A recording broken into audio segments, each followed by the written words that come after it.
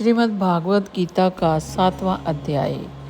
ओम नमो भगवते वासुदेवाय नमः। मेरे प्रिय बंधुओं, आज हम भागवत गीता के उस पड़ाव पर हैं जहां अर्जुन ही नहीं, हम सब भी भगवान के वास्तविक स्वरूप को पहचानने की यात्रा शुरू करते हैं। 7वें अध्याय का नाम है ज्ञान विज्ञान योग।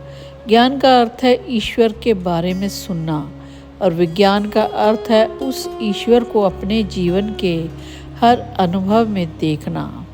और भगवान श्री कृष्ण कहते हैं, हे अर्जुन, हजारों मनुष्यों में से कोई एक ही मुझे पाने का प्रयत्न करता है और उन प्रयत्न करने वालों में भी शायद ही कोई एक मुझे तत्व से जान पाता है। आज हम भाग दौड़ की दुनिया में हैं, लेकिन क्या हम उस परम सत्य को खोज रहे हैं? कृष्ण यहाँ हमें अपनी दो शक्तियों के बारे में बताते हैं। अपरा शक्ति, यह वह है जो शरीर और संसार है, जिसे हम छू सकते हैं। पृथ्वी, जल, अग्नि, वायु, आकाश, मन, बुद्धि और अहंकार। परा प्रकृति, यह वह चेतना है जो इस पूरे ब्रह्मांड को चला रही है। प्रकृति के कण कण में कृष्ण हैं। कल्पना कीजिए कि वह दृश्य लाएं जहाँ जल, पर्वत, आकाश में ईश्वर की झलक है। जैसा कि भगवान अर्जुन से कहते हैं कि मुझे कहीं दूर खोजने की आवश्यकता नहीं है। जल में रस, जब आप प्यास बुझाते हैं तो वो स्वाद मैं हूँ। सूर्य और चंद्रमा का प्रकाश, जो रोशनी आपके अंधकार को मिटाती है, वह मैं हूँ। शब्द और सामर्थ्य, आकाश में गूंजने वाला शब्द और मनुष्य के भीतर का साहस मैं हूँ। पवित्र गंध, वर्षा के बाद मिट्टी से आने वाली वह सौंधी खुशबू भी मैं ही हूँ। 4 प्रकार के भगत भगवान कृष्ण ने बताए हैं।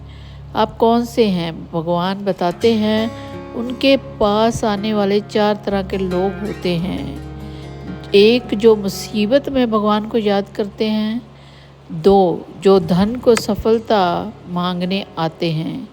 और 3, जिनके मन में सवाल है कि मैं कौन हूँ, भगवान कौन है। और 4, जो जानते हैं कि वासुदेव के अलावा कुछ और सत्य नहीं है। भगवान कहते हैं कि ज्ञानी भक्त उन्हें सबसे प्रिय है, क्योंकि वह उन्हें किसी मतलब के लिए नहीं बल्कि प्रेम के लिए भजता है। माया का पर्दा और समर्पण। हम भगवान को देखकर क्यों नहीं उन्हें पाते और उनको देख क्यों नहीं पाते? क्योंकि माया का पर्दा हमारे सामने है। ये माया सत्य, रज और तम गुणों से बनी है। श्री कृष्ण कहते हैं, इस माया को पार करना अत्यंत कठिन है, लेकिन जो अनन्य भाव से मेरी शरण में आता है, वह इस भव सागर को आसानी से पार कर जाता है। और इस अध्याय का सार यही है कि आज जब आप यहाँ से जाएं और तो केवल यह सोचकर ना जाएं कि आपने कुछ सुना है।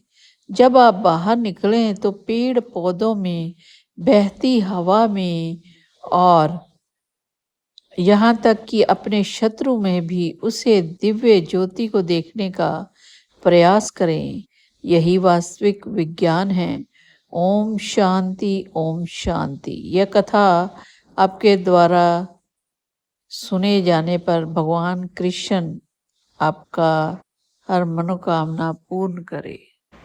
इस अध्याय का मूल संदेश यही है कि भगवान केवल मूर्तियों में नहीं बल्कि संपूर्ण ब्रह्मांड की चेतना में वास करते हैं। जब हम अपनी बुद्धि को संसार से हटाकर उस परम तत्व में लगाते हैं, तब हमें विज्ञान सहित ईश्वर की प्राप्ति होती है, जो मुझे सर्व देखता है और सब कुछ मुझ में देखता है, और उसके लिए मैं कभी अदृश्य नहीं होता। क्या आप इस अध्याय के किसी विशेष श्लोक का अर्थ विस्तार से जानना चाहेंगे कमेंट में ज़रूर लिखें। जय श्री हरि। मिलते हैं अगले अध्याय में, तब तक के लिए जय श्री हरि।